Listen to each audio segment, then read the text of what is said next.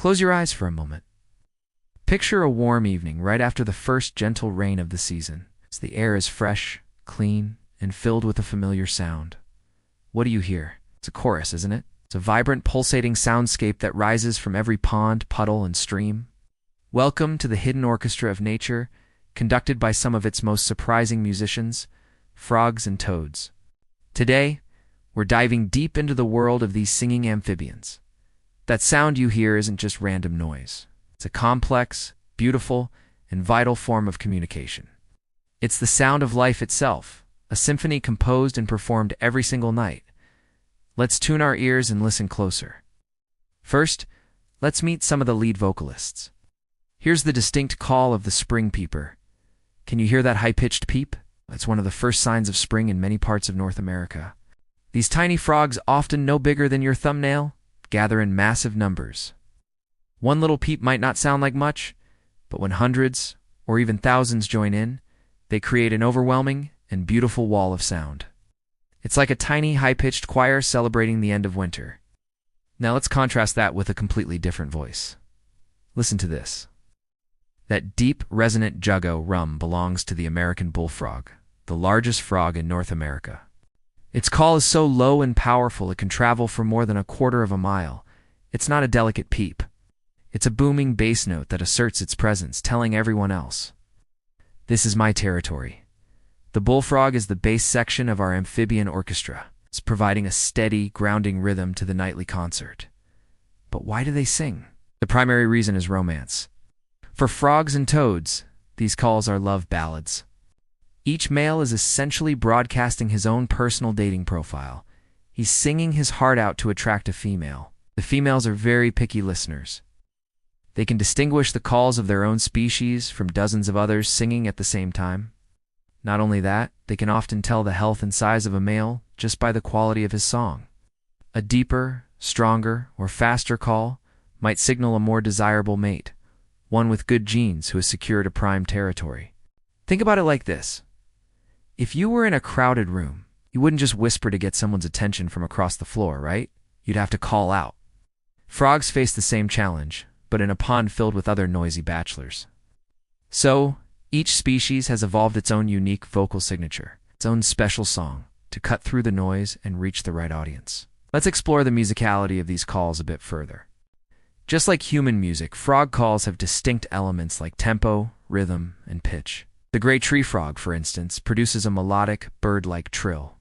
Listen, the speed of this trill, its tempo, can actually change with the temperature. On warmer nights, the trill is faster, and on cooler nights, it slows down.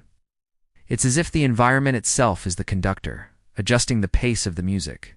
Then there's the rhythm. Consider the Pacific tree frog. It has a classic two-part call, often described as ribbit. That rhythmic pattern is instantly recognizable. And you have a whole chorus of them. It's not just noise, it's a syncopated beat.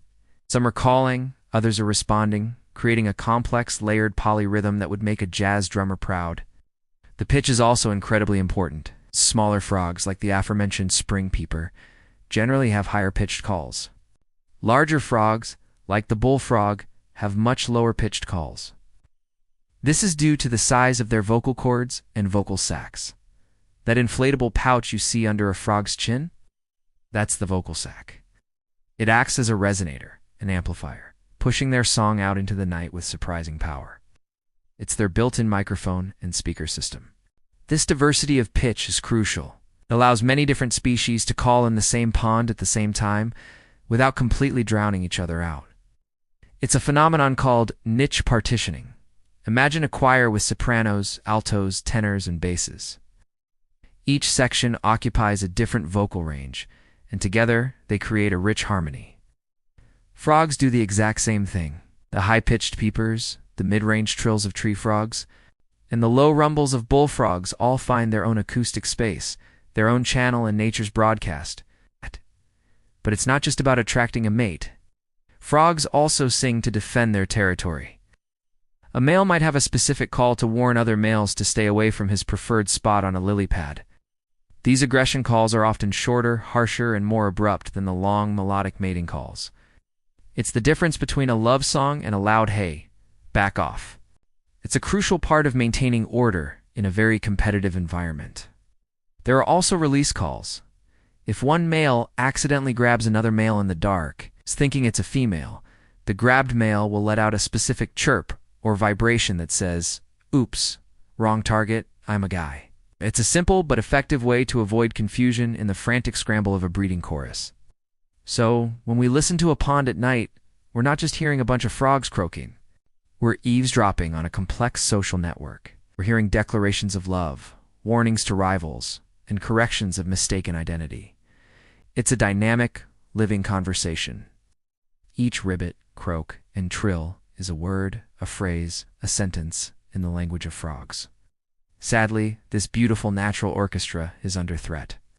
Amphibian populations are declining worldwide due to habitat loss, pollution, and disease. The nightly chorus in many areas is growing quieter. This isn't just sad for those of us who love the sound. It's a serious ecological warning sign. Frogs are vital indicator species.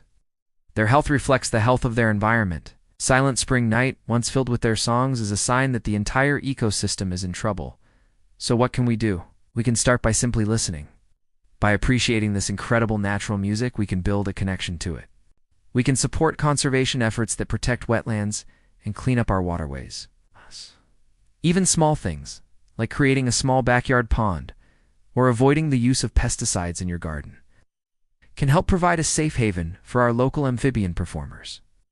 The next time you're near a pond after dusk, I encourage you to stop. Don't just walk by. Close your eyes, quiet your mind, and truly listen. Try to pick out the different voices. Hear the fast tempo of the trillers, the steady rhythm of the croakers, the high pitch of the peepers. When frogs sing, they're not just calling for mates or defending their space. They are composing and performing nature's symphony, a timeless masterpiece that has been playing for millions of years. It's a performance that tells us about the changing of the seasons, the health of our planet, and the enduring beautiful power of life. Let's make sure we can all continue to hear it for generations to come. Thank you so much for joining me on this auditory journey. If you enjoyed learning about nature's hidden orchestra, please hit that like button and subscribe for more adventures into the natural world. Let me know in the comments what your local frogs sound like. Till next time, keep listening.